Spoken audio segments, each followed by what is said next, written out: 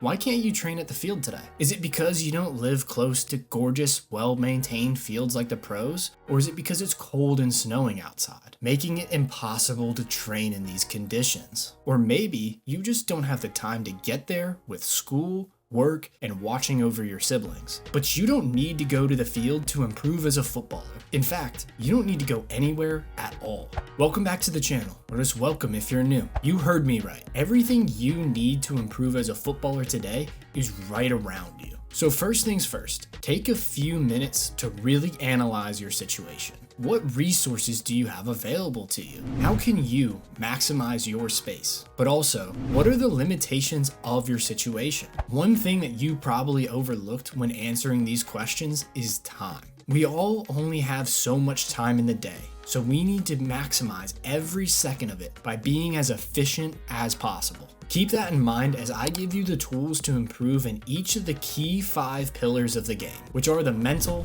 physical, technical, tactical, and social aspects of performance. So there's a few ways we need to improve the mental pillar at home. The first key area we can do this is by improving our discipline. To do this, we need to understand exactly what discipline is. Discipline is training that corrects, molds, or perfects the mental faculties or moral character. And the way I like to think about it is holding true to the standards and goals that you've set for yourself so that you can achieve your dreams. Think of the best players to have ever played the game, and then think of your favorite players. Neymar is probably my favorite player of all time. He's just so fun to watch. It's like he's always just playing with his friends in the streets of Brazil. And at his prime, he was mesmerizing. But one area where he did not excel over time, at least in comparison to Messi and Ronaldo, is their discipline. And that's why they were able to perform at the highest level for 20 years. A great example of a phenomenal player who lacked discipline was Eden Hazard. He was a baller at Chelsea and was one of the best wingers in Premier League history. But when he moved to Madrid,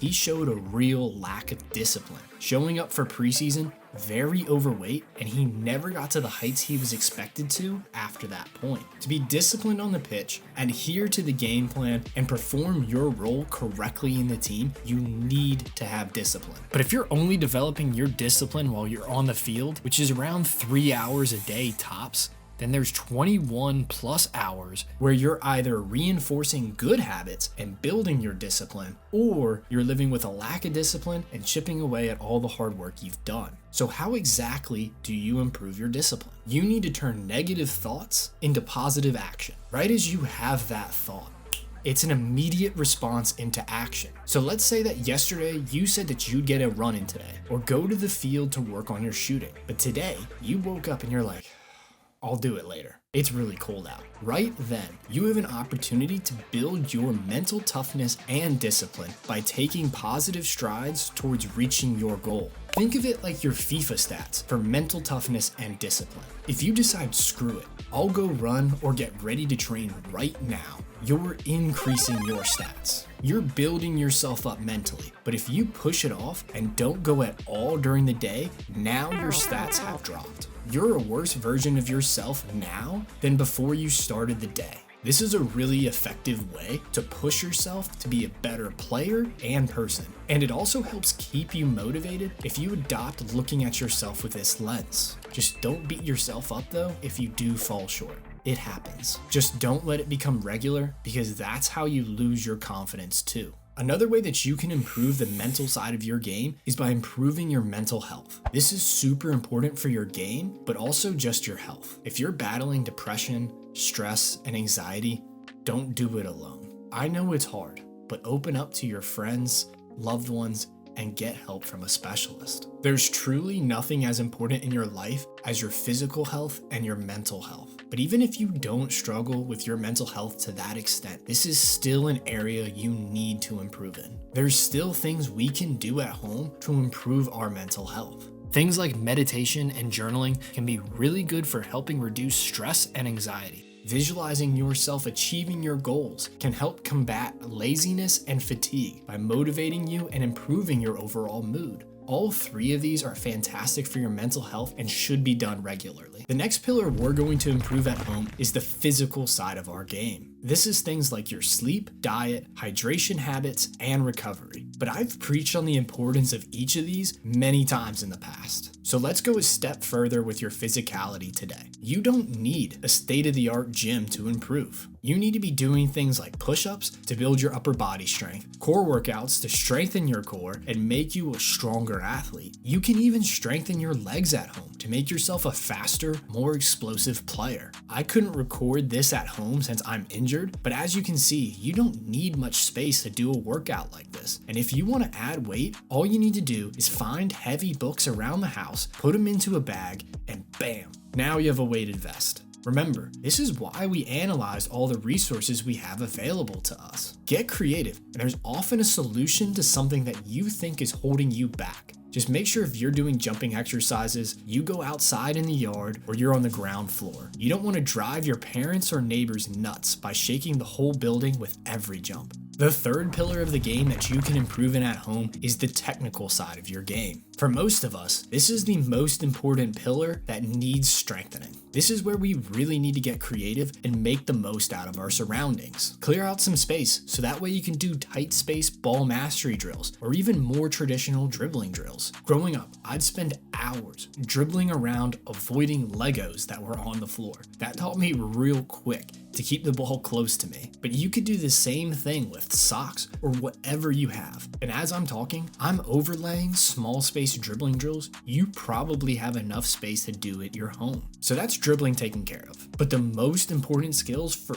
every player to improve in is their first touch and passing. All you need to do is find a wall, couch, or something that can bounce the ball back to you. And no matter how good you are as a player, there's a reason why you still see the pros doing drills like this from time to time. That's because it's very simple, but it's also really effective. Just make sure your parents have approved the spot you do it in. I got in a lot of trouble growing up because of that. The other thing you can do to improve technically is play little 1v1 games with your siblings or with a friend. Just set up 2 goals using shoes and set up something behind it to protect the area from shots. I used to hang up blankets to catch stray shots. We'd even do things like penalty shootouts with foam balls, so that way we could have fun, shoot, and still be mindful of the environment. But please be careful and be respectful. If you keep breaking things, that's the fastest way to have soccer banned inside the house. The next pillar that is critical for you to improve at home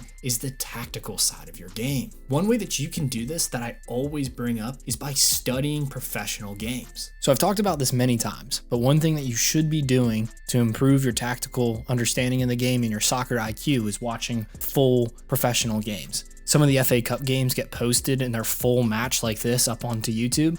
This game is the Arsenal-Manchester United game that happened only a couple weeks ago. I play right back primarily. Arsenal's right back is who I'm watching today. It would be Timber. We're going to let the game go out some. And then whenever I see something or I think he's about to get the ball, I'll pause it. What decision is he going to make? And then try to predict that. Real quick, what I'm noticing is as Saliba is getting this ball here, we're starting to see Odegaard here pull wide, and I'll overlay this so you guys can actually see it. But then Timber, what he's doing is he's going to start inverting into this space. So that way it's going to create this passing lane to play into Odegaard, and then he'll occupy Bruno, who's standing out here defending him. So that's kind of what he's looking to do. It doesn't get him the ball or anything. Saliba just plays back to the goalkeeper. But these are movements and things that you want to be trying to pick up on when you're watching the game. All right, so now I'm going to pause it, predict what he's going to do. To be frank, I'm not really seeing any options open. It's tough because this isn't a tactical view, so you can't really see what the lines are past the midfield here. He could potentially play it into a center midfielder. He could potentially play that ball out back to Raya. He's going to play the ball back all the way to Raya, or Saliba will drop out and he'll give the ball and they'll just keep it at the back. That's what I'm going to guess.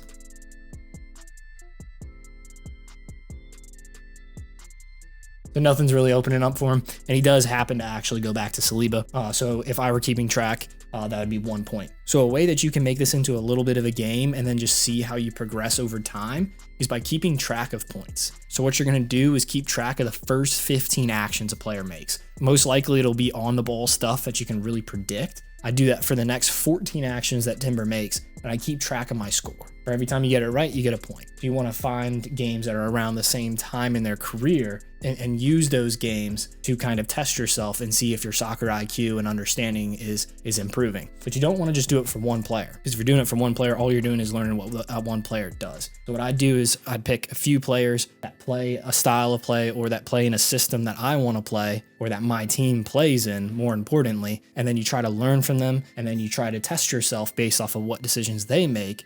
So that way you can help improve your soccer IQ and your tactical understanding and your roles and your responsibilities for your position, and you can take that into the game when you play. Another thing you can do, well, you're doing right now, you have a fantastic tool at your fingertips. Spend 20 to 30 minutes a day watching videos on YouTube. There's videos like this, which are more like tips and guidance for you to improve as a player, but you can also watch tactical breakdowns of how players play or even learn about team systems. This will help you improve your soccer IQ and make you a more flexible player who is able to adapt quicker to new teams, formations, and coaches. The fifth pillar is very important, but it's often overlooked when people are trying to improve their performances. We play a team sport. You have 10 other players on the field with you at any one time, and games aren't won or lost by one player. Even if you pop off and score a hat trick, your team wouldn't have won if your defenders didn't work hard to keep that clean sheet, or if your midfielders didn't progress the ball and get the ball to you in the first place so you can even create those opportunities. Think about this real quick. How did you play when you first joined the team that you're on right now? You may have brought lots of energy and passion coming with the excitement of the new team, but usually you struggle a little bit since you're trying to learn the system and how each of your teammates play around you. The faster you build those relationships with each of your teammates, the better you and your team will play. The best teams I've ever played on and coached were always the teams that we were all friends and we were close as a group. It's because you're a team, a unit, all working and rowing in the same direction. You can develop the social side of your game at home easily. Call an old friend. Hop online and play some FIFA with your buddies. Just make sure you're not playing too long, taking away from your training or your sleep. But the social side goes deeper than just your teammates though, because the state of your relationships outside of your team impacts your happiness and mood too. I'm talking about your family, your friends, or even your girlfriend or boyfriend. Spend some time tonight playing some games or just hanging out with your family. Not only will it improve your overall mood, but it will also improve your performances on the pitch, since you're not just bringing this baggage with you onto the field when you're playing. You'll play more freely, trust me. Now it's time to put everything you learned into practice and watch this video about how to make this year your best year yet. Or you could actually go get that training done that you had planned for today. But either way, I hope you got value from the video. Thanks for watching.